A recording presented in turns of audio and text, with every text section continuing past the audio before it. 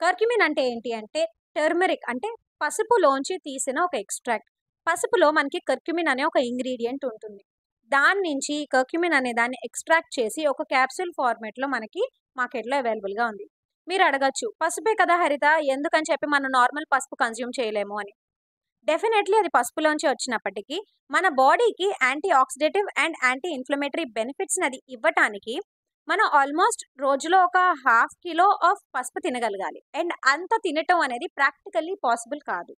So, మనకి ఏదైతే unwanted ఉందో దాన్ని తీసేసి, మనకి కావాల్సిన కర్క్యుమిన్‌ని మాత్రమే ఎక్స్ట్రాక్ట్ చేసి క్యాప్సూల్ ఫార్మాట్స్‌లో మనం తీసుకుంటున్నాం. ఎప్పుడు మనం కర్క్యుమిన్ కన్జ్యూమ్ చేసినా దాంతో పాటుగా పెర్పరిన్ అనే ఎక్స్ట్రాక్ట్ ఉండేలాగా చూసుకోవాలి. పెర్పరిన్ అంటే ఏంటి అంటే పెప్పర్ ఎక్స్ట్రాక్ట్ అన్నమాట. ఎప్పుడైతే కర్క్యుమిన్‌కి పెర్పరిన్ అనేది యాడ్ అవుతుందో అప్పుడు దాని bio availability and body absorption capacity పెరుగుతుంది. ఫిష్ ఆయిల్ అయినా, ఆల్గల్ ఆయిల్ అయినా, వాల్‌నట్ ఆయిల్ అయినా, ఫ్లాక్సీడ్ ఆయిల్ అయినా సరే, ఇవన్నీ కూడా ఒమేగా 3 ఫ్యాటీ యాసిడ్స్‌లో ఎక్కువగా ఉండటం వలన మీకు యాంటీ ఇన్‌ఫ్లమేటరీ ప్రాపర్టీస్ ఇందులో ఎక్కువగా ఉంటాయి. అలాగే vitamin C and vitamin E. Vitamin C, vitamin E కూడా వెరీ పోటెంట్ యాంటీ ఆక్సిడెంట్స్ కింద హెల్ప్ చేయగలవు.